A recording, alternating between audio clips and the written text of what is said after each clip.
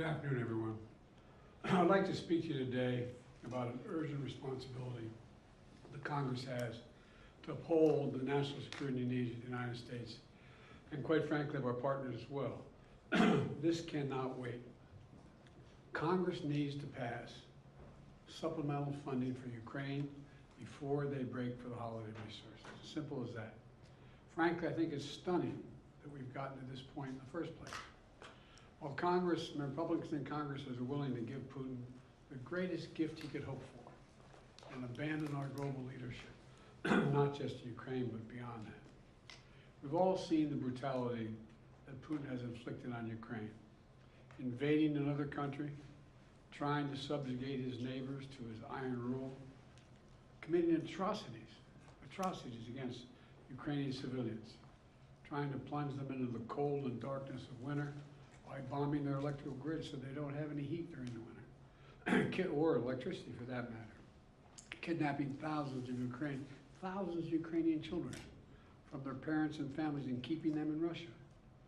Russian forces are committing war crimes. It's as simple as that. It's stunning. Who is prepared to walk away from holding Putin accountable for this behavior? Who among us is really prepared to do that? You know, for the better part of 2 years, the brave people of Ukraine have denied Russia a victory on the battlefield. They've defeated Vladimir Putin's ambition to dominate Ukraine.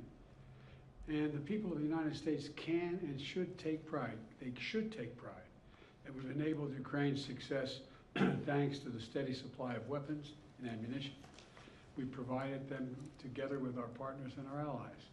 I just did a meeting with the G7, which was one of the issues we discussed. All the European leaders. We are prepared to stay with us, stay with Ukraine. And our European friends are as well. Who in the United States are prepared to walk away from that? I tell you, I'm not prepared to walk away.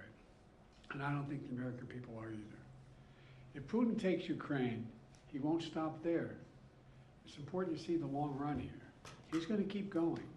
He's made that pretty clear. If Putin attacks a NATO ally, if he keeps going, and then he attacks a NATO ally, where we've committed as a NATO member that we defend every inch of NATO territory, then we'll have something that we don't seek and that we don't have today.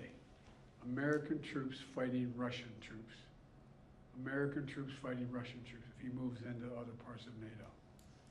Make no mistake, today's vote's going to be long remembered, and history's going to judge harshly those who turn their back on freedom's cause.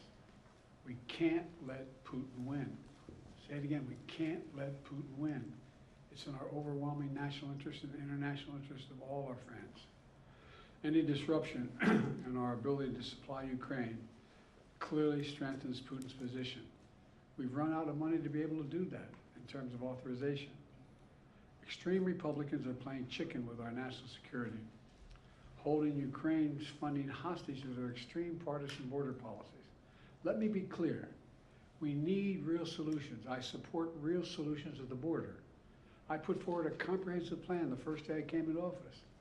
I made it clear that we need Congress to make changes to fix what is a broken immigration system, because we all know it's broken. And I'm willing to do significantly more. But in terms of changes of policy, and to provide resources that we need at the border, I'm ready to change policy as well. I've asked for billions of dollars for more border agents, more immigration judges, more asylum officers. Republicans have to decide if they want a political issue, if they want a solution at the border. Do they really want a solution? It cannot be sustained as it is now. We need a real solution. And my team has been engaged in negotiations with Senate Democrats and Republicans on border security. Democrats have put forward a bipartisan compromise on the table. Leaders Schumer and Senate Democrats also have offered to let Republicans propose amendments to that border proposal. But Republicans have rejected it. Said, no, we don't want you to even introduce your proposal, because then we're not going to, and even though the Democrats say you can amend it any way you want. No, we don't want to do that. This has to be a negotiation. Republicans think they get everything they want without any bipartisan compromise. That's not the answer. That's not the answer. And now they're willing to literally kneecap Ukraine on the battlefield and damage our national security in the process. Look, I know we have our divisions at home. Let's get past them. This is critical. Petty, partisan, angry politics can't get in the way of our responsibility as a leading nation in the world. And literally, the entire world is watching. The entire world is watching. What will the United States do? And think if we don't support Ukraine, what's the rest of the world going to do? What's Japan going to do, which is supporting Ukraine now? What's going to happen in terms of the G7? What's going to happen in terms of our NATO allies? What are they going to do? We walk away now, will only embolden other would-be aggressors.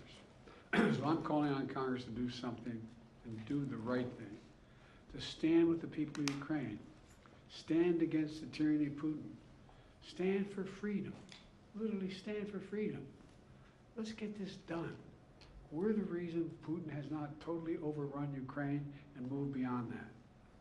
You all heard me talk about it before. If in fact we walk away, how many of our European friends are going to continue to fund? And at what rates are they going to continue to fund it? This is too serious. Like I said, I am willing to make significant compromises on the border. We need to fix the broken border system. It is broken. And thus far, I've gotten no response. So I just, we're going to be a vote a little bit later today. We'll know where we go from there. But I wanted to make this comment before the vote, and I'm sure I'll be talking with you after the vote. Thank you very much for listening. Appreciate it. Mr. President, given the current impasse, would you be okay with Democrats willing to put more on border policy to get this current package through? Yes. What would you be okay with Democrats agreeing to include? I've already laid out in our negotiations with Langford and others what we're willing to do, significantly more, particularly by starting off equipping the border capacity that we need on the border, from judges to more border security, in addition to making some substantive changes. But they're unwilling to do it. We thought I really thought, I felt good for a while. I thought we were making some real progress. Langford's a decent guy. It looked like he was prepared to move in a way, in a direction that we could come up with a compromise, both changing in substance, changing policy on the border, as well as security at the border. But they walked away. It's take everything we have here on their one proposal, which is extreme, or nothing. In the meantime, the nothing means we don't get any support for our friends and the innocent people of Ukraine. Anyway, I'll talk to you more after. Ukraine and also China. President Biden, on Ukraine and also China, there's polling by the Associated Press that shows that almost 70% of Americans, including 40% of Democrats, believe that you acted either illegally or unethically in regards to your family's business interests. Can you explain to the Americans, amid this impeachment inquiry, why you interacted with so many of your son and brother's foreign business associates? I'm not going to comment on that. I did not, and it's just a bunch of lies. You didn't interact with many of their business associates? I did not. There's lies. Mr. President, do you think there is any Democrat who could defeat Donald Trump other than you? Probably 50 of them. You do believe that there